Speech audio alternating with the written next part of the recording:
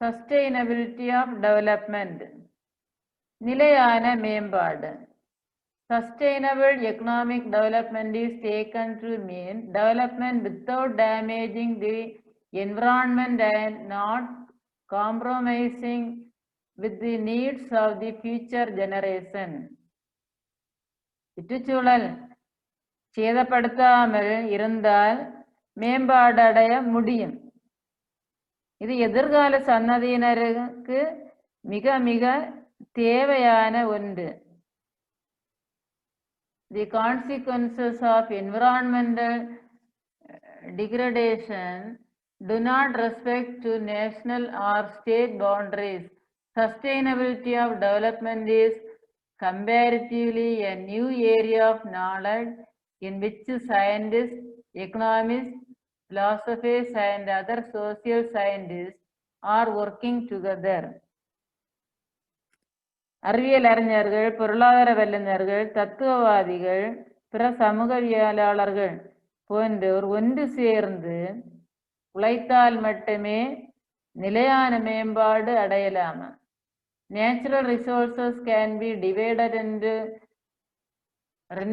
renewable resources and non-renewable resources. இயற்கை வளங்களை புதுப்பிக்கத்தக்க வளங்கள் என்றும் புதுப்பிக்க இயலாத வளங்கள் என்றும் இரு வகையாக பிரிக்கின்றார்கள். Renewable resources are replenishable. Example, solar energy. புதுப்பிக்கத்தக்க வளங்களை புதுப்பிக்க இயலும். For example, சூரிய சக்தி, solar energy. Non-renewable resources are non-replenishable. Example, coal, petroleum. புதுப்பிக்க இயலாத வளங்களை புதுப்பிக்க இயலாது. For example, நிலக்கரி, petroleum. Groundwater is an example of a renewable resource. The question arises as to how sustainable development is possible if the resources are overused rather than getting replenished. Non-renewable resources get exhausted after certain numbers of years of extracting and using them, and they cannot be replenished. நிலத்தடி நீர் என்பது புதுப்பிக்கத்தக்க வளங்களில் ஒரு எடுத்துக்காட்டு. புதுப்பிக்கத்தகாத வளங்கள் பல ஆண்டுகளை பயன்படுத்திய பிறகு தீர்ந்துவிடும். ஆனால் புதுப்பிக்கத்தக்க வளங்கள் நாம பயன்படுத்தினாலும் தீர்ந்து போகாது. தீர்ந்து போகாத வளங்கள் புதுப்பிக்கத்தக்க வளங்கள் என்றும் வற்றக்கூடிய வளங்கள் புதுப்பிக்க இயலாத வளங்கள் என்றும் கூறுகின்றார்கள். Do you know literacy rate of Tamil Nadu is the second highest among the southern states. Tamil Nadu's literary rate is higher than the national average. The enrollment for higher education in Tamil Nadu is the highest in India. தமிழ்நாட்டின் கல்வி அறிவு வீதம் வெளிமாநிலங்களை பொறுத்தமட்டில் 2வது இடத்தை பெற்றுள்ளது. இது தமிழ்நாட்டினுடைய கல்வி அறிவு வீதம் தேசிய சராசரியை விட அதிகமாக உள்ளதான். தமிழ்நாட்டில் உயர்கல்விக்கான சேர்க்கையானது மிகவும் உயர்ந்த ஒன்றாக இருக்கின்றது. இந்தியாவிலேயே தமிழ்நாட்டில்தான் உயர்கல்வி கற்கக்கூடிய மாணவர்களுடைய எண்ணிக்கை அதிகம்.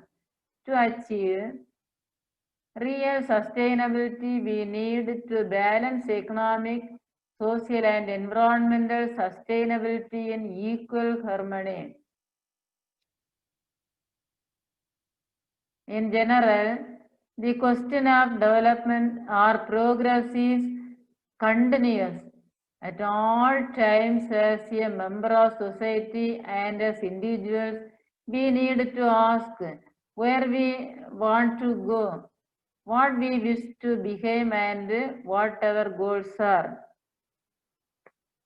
புதுப்பிக்கத்தக்க வளங்கள் மாசற்ற மற்றும் சுற்றுச்சூழல் நலன் காக்கின்றது. இந்த வளங்கள் புதுப்பிப்பதற்கான ஒரு குறுகிய நேரத்தை எடுத்துக்கொள்கிறது.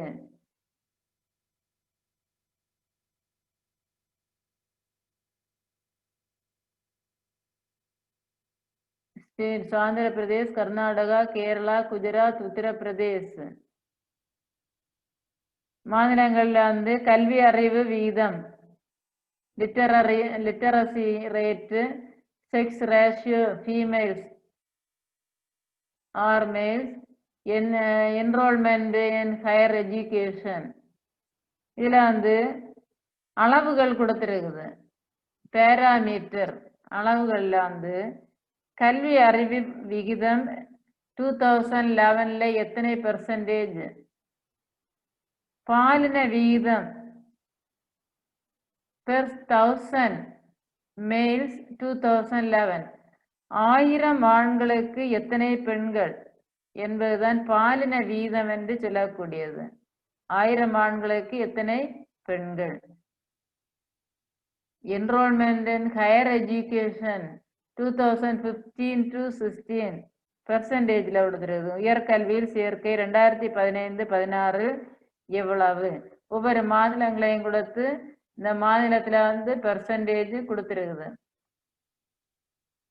கல்வி அறிவு வீதம் ஆந்திர பிரதேஷ் 67.02, கர்நாடகா 75.36, கேரளா 94, குஜராத் 78.03, உத்தரப்பிரதேஷ் 69.72, தமிழ்நாடு 80.09, இந்தியா 74.04. இதை பார்க்கும்போது கல்வியறிவு விகிதம் கேரளாவில் தான் அதிகம், 94% கொடுத்துருக்குது. இரண்டாவது இடம் தமிழ்நாடு 80.09. செக்ஸ் ரேஷியோ பாலின விகிதம் 1000 ஆண்களுக்கு பெண்கள் எத்தனை. ஆந்திர பிரதேஷ் 993, கர்நாடகா 973, கேரளா 1184, குஜராத் 919, உத்தரப்பிரதேஷ் 912, தமிழ்நாடு 996, இந்தியா 943. இதை பார்க்கும்போது கேரளத்துல தான் ஆண்களை விடவும் பெண்கள் அதிகம். 1000 ஆண்களுக்கு 1084 பெண்கள் இருக்கின்றார்கள். தமிழ்நாட்டில் வந்து 1000 ஆண்களுக்கு 996 பெண்கள் இருக்கின்றார்கள். ஆண்களை விடவும் பெண்கள் குறைவு தமிழ்நாடு. கேரளாவில் வந்து ஆண்களை விடவும் பெண்கள் அதிகம். என்ரோல்மெண்ட் ஆஃப் ஹையர் எஜுகேஷன் உயர்கல்வி வளர்ச்சி விதத்துல வந்து ஆந்திர பிரதேஷ் 30.8%, கர்நாடகா 26.1, கேரளா 30.8, குஜராத் 20.7, உத்தரப்பிரதேஷ் 24.5, தமிழ்நாடு 44.3, இந்தியா 24.5. இதை பார்க்கும்போது உயர்கல்வி வளர்ச்சி விதத்துல வந்து தமிழ்நாடு முதலிடத்தில் இருக்கின்றது.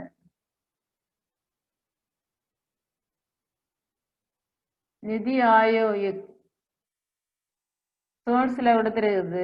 ஆதாரம் நிதி ஆயோக்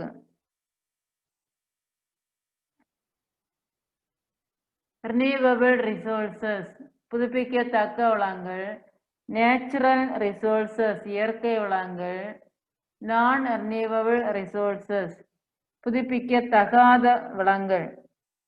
புதுப்பிக்கத்தக்க வளங்கள்ல வந்து பிளான்ஸ் அனிமல்ஸ் ஒன்று கொடுத்துருக்குது. நேச்சுரல் ரிசோர்ஸ் இதுல வந்து நேச்சுரல் ரிசோர்ஸஸ் தான் இயற்கை வளங்கள். இயற்கை வளங்களை தான் ரெண்டாவது பிரிச்சுதாங்க, renewable and non renewable resources. Renewable resources plants and animals, non renewable resources minerals, fossil fuels and soils. Non-renewable resources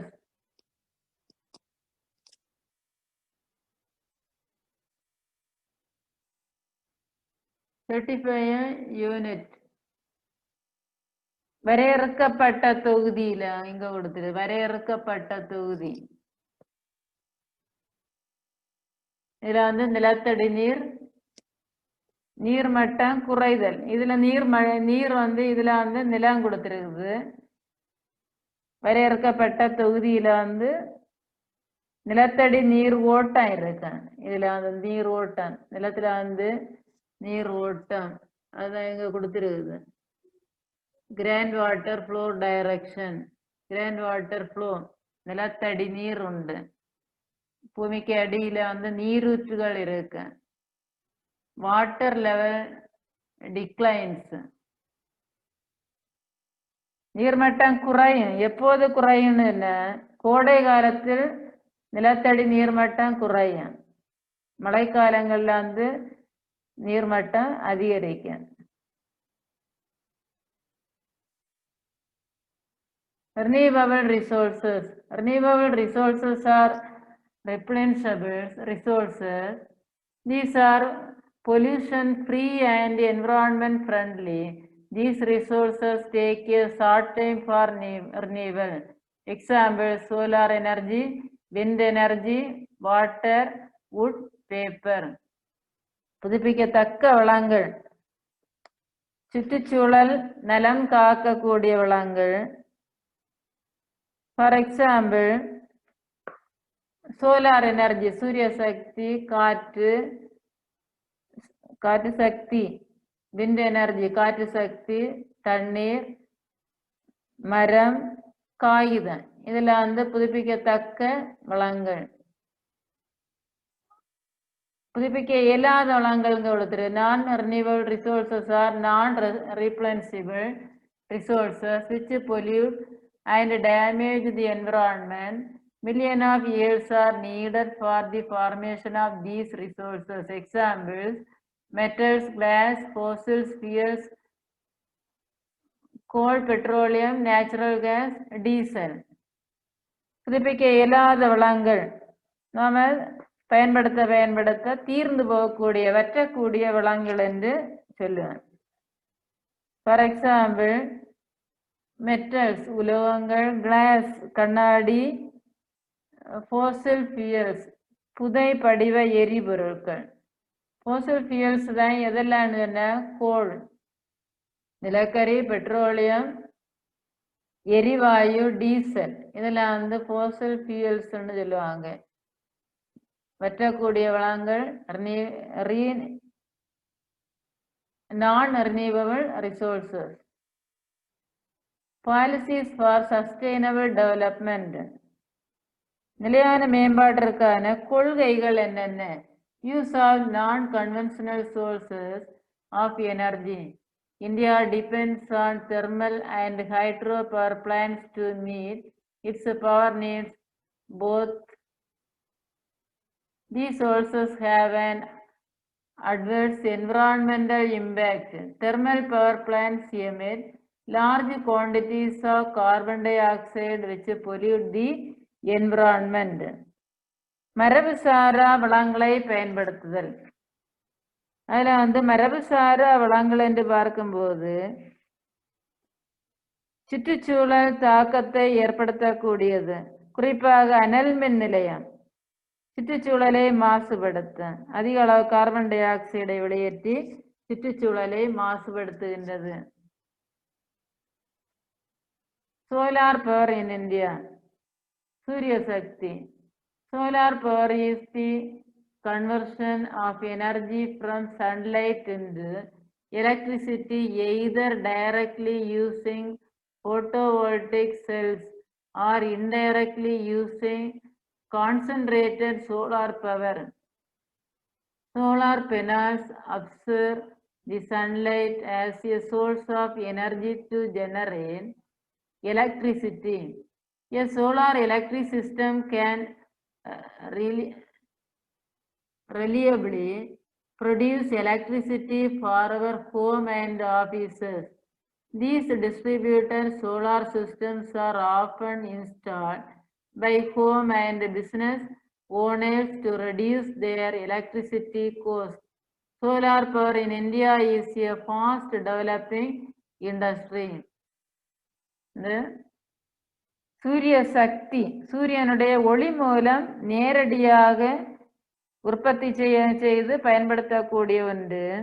சூரிய ஒளி தகடுகள் உண்டு. இந்த தகடுகள் தான் சூரிய ஒளியினை மின்சக்தியாக மாற்றக்கூடிய சக்தி இருக்கு. போட்டோவோல்டிக் என்ற கருவி மூலம் சூரிய சக்தியை எடுக்கின்றார்கள். இது செலவு குறைந்த ஒரு பொருள். Tamil Nadu is the state with the highest installed solar capacity in India. Tamil Nadu is one of the leading solar power producing states in India. As on 31st July 2017, the total installed capacity in Tamil Nadu is 1697 MW megawatt. MW என்பது megawatt. Tamil Nadu அதிக அளவில் சூரிய சக்தியை உற்பத்தி செய்யக்கூடிய ஒரு மாநிலமாக இருக்கின்றது. சூரிய மின் தகடு அமைப்பு கொண்ட மாநிலம். Solar panels. அதிக அளவு மின்சாரம் முன்னணியில் உள்ளது. உற்பத்தியில் முன்னணி. 2017ஆம் ஆண்டு ஜூலை 31ஆம் நாள் நிறுவப்பட்ட சூரிய அமைப்புகள் மூலம் பெற்ற மின்திறன் 1697 megawatt.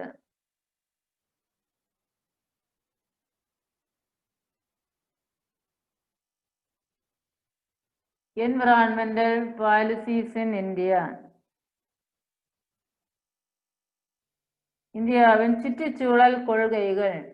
Environmental policies in India have been evolved considerably over the past 3 decades. These policies have covered a wide range of issues such as air, water pollution, waste management, and biodiversity conservation. இந்தியாவின் சுற்றுச்சூழல் கொள்கைகள் கடந்த 30 ஆண்டுகளாக உருவாக்கி கொண்டே வந்துள்ளது. சுற்றுச்சூழல் என்பது காற்று, நீர் மாசுபாடு, கழிவு மேலாண்மை, பல்லுயிர் பாதுகாப்பு போன்ற சிக்கல்களை பாதுகாக்கும் விதமாக உருவாக்கப்பட்டது. India faces challenges in economic development which has to be achieved with limited resources, minimum externalists, and in the presence of an uncertain climate. One of the approaches to overcome this challenge is through the path of sustainable development. India குறைந்த வளங்களை உடைய ஒரு நாடு. ஏராளமான சவால்களை எதிர்கொள்ளக்கூடிய ஒன்றாக இருக்கின்றது. நிலையற்ற காலநிலை, குறைந்த வளங்கள், வெளிக்காரணிகள் இதெல்லாம் எதிர்கொண்டு தனது பாதையில் சவால்களை சந்தித்து நிலையான மேம்பாடை அடைகின்றது. The Supreme Court of India has interpreted and introduced new changes in environmental protection through a series of directions and judgment. இந்தியாவின் உச்ச நீதிமன்றம் பல வழிகாட்டு நெறிமுறைகளை கொடுக்கின்றது. புதிய மாற்றங்களை அறிமுகப்படுத்தி நடைமுறைப்படுத்த உத்தரவு இடுகின்றது. Article 51G of the Constitution states that it shall be the duty of every citizen of India to protect and improve the natural environment, including forests, lakes, rivers, and wildlife, and to have compassion for living creatures. அரசியலமைப்பின் சட்டப்பிரிவு 51A குறிப்பிடக்கூடியது காடுகள், ஏரிகள், ஆறுகள் மற்றும் வன உயிரினங்கள் இயற்கை சூழலை பேண வேண்டும், அனைத்து உயிரினங்களையும் பாதுகாக்க வேண்டிய கடமை ஒவ்வொரு குடிமகனுக்கும் உள்ளது என்று சுட்டிக்காட்டுகின்றது. Development increases the quality of life. This means that people will have higher incomes, better education, better health and nutrition, less poverty and more equality of opportunity. நாட்டினுடைய பொருளாதார மேம்பாடு வாழ்க்கை தரத்தை நிர்ணயம் செய்கின்றது.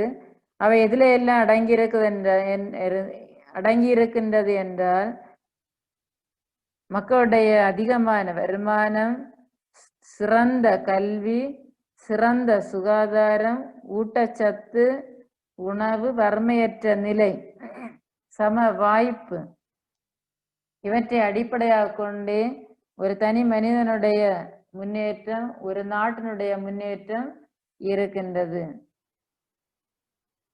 List of environmental acts in India. இந்தியாவின் சுற்றுச்சூழல் பாதுகாப்பு சட்டங்கள் என்னென்ன என்று கொடுத்திருக்குது. நேஷனல் கிரீன் ட்ரிபியூனல் ஆக்ட் 2010, தேசிய பசுமை தீர்ப்பாய சட்டம் 2010. அதுல என்ன குறிப்பிடுதுன்னு ஆக்ஷன் கொடுத்திருக்குது. Environmental protection and conservation of forest and other natural resources. என்னுடைய செயல்பாடு சுற்றுச்சூழல் பாதுகாப்பு, இயற்கை வளங்கள், காடுகளை பாதுகாக்கக்கூடிய செயல்பாடு.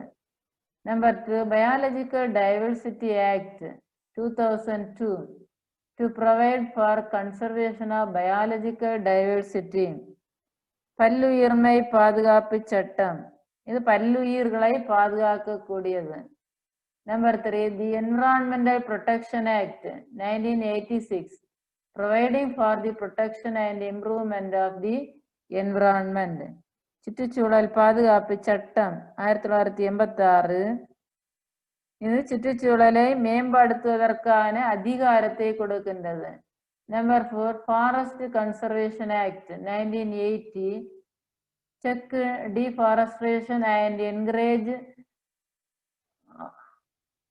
afforestation of non-forest areas. வன பாதுகாப்பு சட்டம் 1980 காடுகளை அழித்தல், காடுகள் அல்லாத பகுதிகளில் மரம் வளர்த்தலை ஊக்குவிக்கின்றது. காடுகள் அழிப்பதை தடை செய்கின்றது. காடுகள் மரங்கள் வளர்ப்பதை ஊக்குவிக்கின்றது. Number 5, water prevention and control of pollution act 1974 provides maintenance and restoration and quality of all types of surface and groundwater. நீர் பாதுகாப்பு சட்டம் 1974 அனைத்து வகையான ஆறுகள், ஏரிகள், குளங்களை மீட்டு பாதுகாக்கின்றது. Number 6, wildlife protection act 1972 providing protection to wild animals and birds. வன விலங்குகள் பாதுகாப்பு சட்டம் 1972 இந்த சட்டமானது காட்டு விலங்குகள் மற்றும் பறவைகளுக்கு பாதுகாப்பு வழங்குகின்றது. The growth story of Tamil Nadu, தமிழ்நாட்டினுடைய வளர்ச்சி பற்றி குறிப்பிடப்படுவது. Tamil Nadu is one of the states having achieved rapid progress with a relatively short period, despite it started from appalling levels of poverty, deprivation and inequality. குறைந்த காலகட்டத்திற்குள் தமிழ்நாடு மிகப்பெரிய வளர்ச்சியை எட்டிய மாநிலங்களில் ஒன்றாக இருக்கின்றது. மிக மோசமான நிலையிலிருந்து தமிழ்நாடு அதிதீவிரமாக வளர்ச்சி அடைந்து கொண்டிருக்கின்றது. During this short period, Tamil Nadu, much to the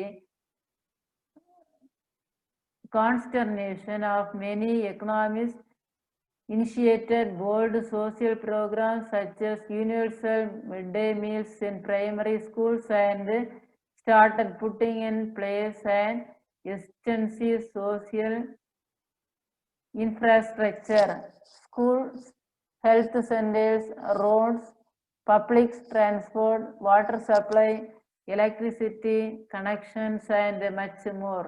Today, Tamil Nadu has some of the best public services among all Indian states and many of them are accessible to all on a non-discriminatory basis. தற்காலத்தில் தமிழ்நாடு அனைத்து பள்ளிகளில் மதிய உணவு வழங்கும் திட்டம், சுகாதார மையங்கள், சாலை வசதிகள், பொது போக்குவரத்து, குடிநீர் வசதி, மின் இணைப்பு வழங்கல் போன்ற பல்வேறு திட்டங்களை செயல்படுத்தி வருகின்றது. Last but not least, there is no evidence that the cultivation of human capability has been at the cost of conventional economic success, such as fast economic growth. Tamil Nadu has some of the highest per capita incomes and the lowest poverty rates among all Indian states. Economic growth in turn has enabled these states to sustain and consolidate active social policies. This is an important example of the complementary between economic growth and public support. Souls and Uncertain Glory by Nobel literate Professor Amartya Sen. ஒரு முக்கியமான ஒன்று கடைசியில் கொடுத்துருக்குது. India பல்வேறு மாநிலங்களை விட இந்தியாவில் காணப்படக்கூடிய பல்வேறு மாநிலங்களை விட தமிழ்நாட்டில் தனிநபர் வருமானம் அதிகம் என்று குறிப்பிடப்பட்டுள்ளது. பொருளாதார வளர்ச்சி மக்கள் ஆதரவோடு ஒன்றுக்கொன்று இணக்கமாக செயல்பட்டு முன்னேற்ற பாதையில் வருகின்றது என்று பேராசிரியர் மிகப்பெரிய பொருளாதார ஆசிரியராக நோபல் பரிசு பெற்ற அறிஞர் அமர்த்தியா சென் என்பவர் கூறுகின்றார். மீள்பார்வை. Development refers to the progress of a particular field or a particular person. மேம்பாடு என்பது ஒரு குறிப்பிட்ட துறையில் ஏற்படக்கூடியது அல்லது ஒரு குறிப்பிட்ட நபரின் வளர்ச்சியையோ குறிக்கின்றது. Economic development means overall growth of all sectors of the economy. பொருளாதாரத்தின் அனைத்து துறைகளின் ஒட்டுமொத்த வளர்ச்சியை முன்னேற்றம். The major indicators of economic development are per capita income, net national product, purchasing power parity and human development index. நிகர நாட்டு உற்பத்தி, தலா வருமானம், வாங்கும் திறன் சமநிலை, மனித வளர்ச்சி குறியீடு ஆகியவை பொருளாதார மேம்பாட்டினுடைய குறியீடுகளாக இருக்கின்றது. Human resource is necessary for the progress of any country. இந்த ஒரு நாட்டினுடைய மேம்பாட்டிற்கு மனித வளமே மிக மிக அவசியம். Sustainable development means development should take place without damaging the environment and preserve it for the future. எதிர்கால சன்னதியினருக்கு இந்த முன்னேற்றமானது பேணி பாதுகாக்கப்பட வேண்டிய ஒன்று. The Wildlife Protection Act 1972 is aimed at protection to wild animals and birds. 1972 வனவிலங்குகள் பாதுகாப்பு சட்டம் வனவிலங்குகள் மற்றும் பறவைகளுக்கு பாதுகாப்பு கொடுக்கின்றது. Thermal power plants emit large quantity of carbon dioxide which is harmful to the environment. ஆனால் மின் நிலையம் சுற்றுச்சூழலை மாசுபடுத்துகின்றது. அதிக அளவு கார்பன் டை ஆக்சைடை வெளியேற்றி அதிக மாசடைதலுக்கு காரணமாக அமைகின்றது. தேங்க்யூ.